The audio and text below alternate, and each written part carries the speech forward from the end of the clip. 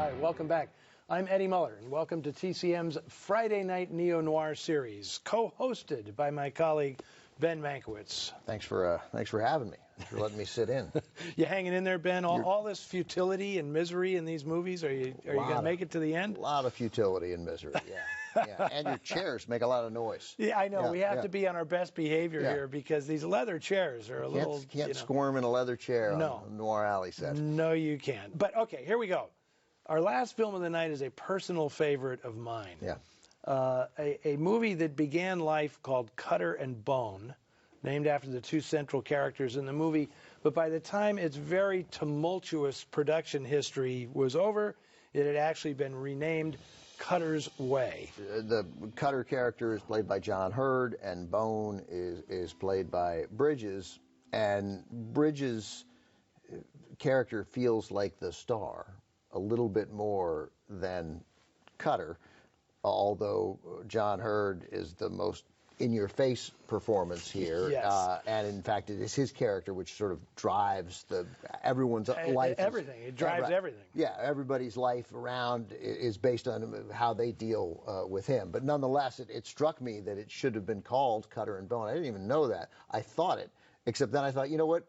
Cutter's Way is a better title, and ultimately that's what matters, right? Cutter and Bone. Cutter and Bone, again, sounds like a restaurant, and Cutter's Way sounds like a movie. There you go. Yeah. There you go. Well, the novel is really great. I read the novel years ago. Newton Thornburg is the author, and Jeffrey Allen Fishkin wrote the screenplay for this.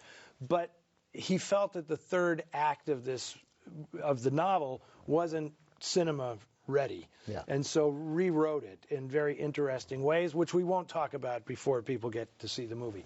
But the reason I love this movie so much is I think more than any other film I've seen, it conveys this disillusionment that came out of the Vietnam era.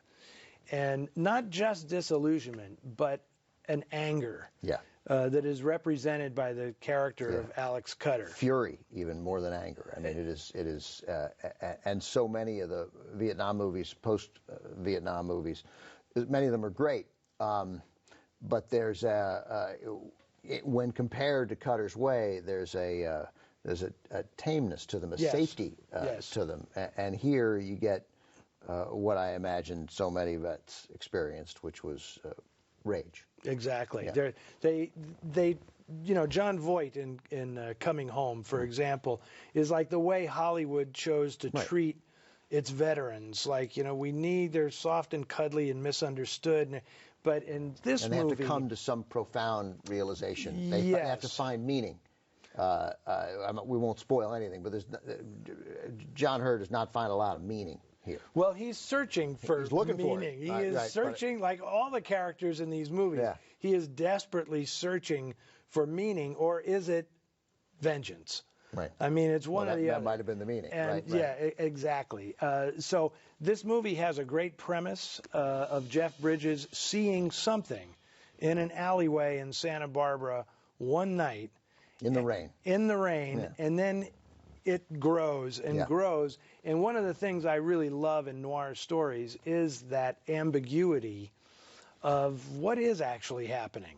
Are these characters making up what they want to believe, or are they actually after something tangible here? And that's where the title, Cutter's Way, comes in, because they're going to end up doing it Cutter's Way. Yeah.